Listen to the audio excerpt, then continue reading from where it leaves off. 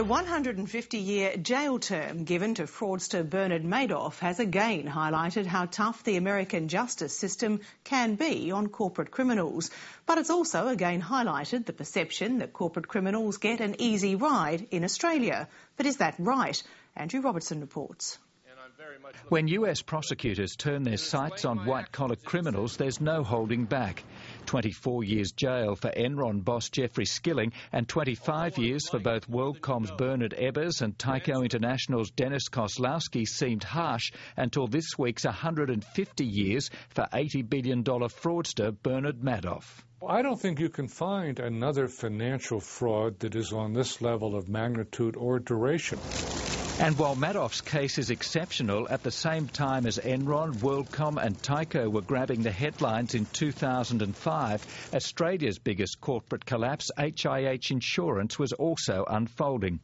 Former HIH boss Ray Williams served 2 years and 9 months in jail. Fellow HIH director Rodney Adler 2.5 years. Their associate Brad Cooper was jailed for 5 years for bribery.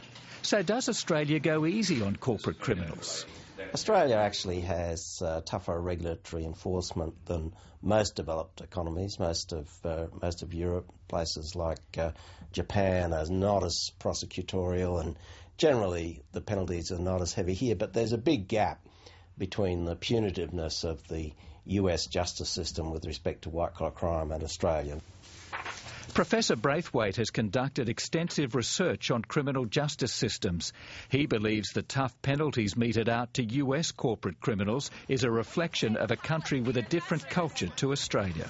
All kinds of justice are more punitive in the United States than in Australia. Much, much higher imprisonment rate, use of capital punishment that's quite common, and a whole range of solutions that we would tend to solve through negotiation and persuasion that the Americans tend to resort to prosecution. Professor Michael Adams is the head of law at the University of Western Sydney and has been studying the jail sentences given to Australia's corporate criminals. In Queensland, a PhD was done comparing white-collar crime in banks, embezzlement, with people that hold up banks. And they actually looked at the amount of money that was stolen, and then they looked at the jail sentencing, and it's fascinating. Somebody who walks in with a shotgun is going to get a lot less money, and then, in fact, will go to jail for a lot longer than somebody who may have embezzled millions and millions of dollars.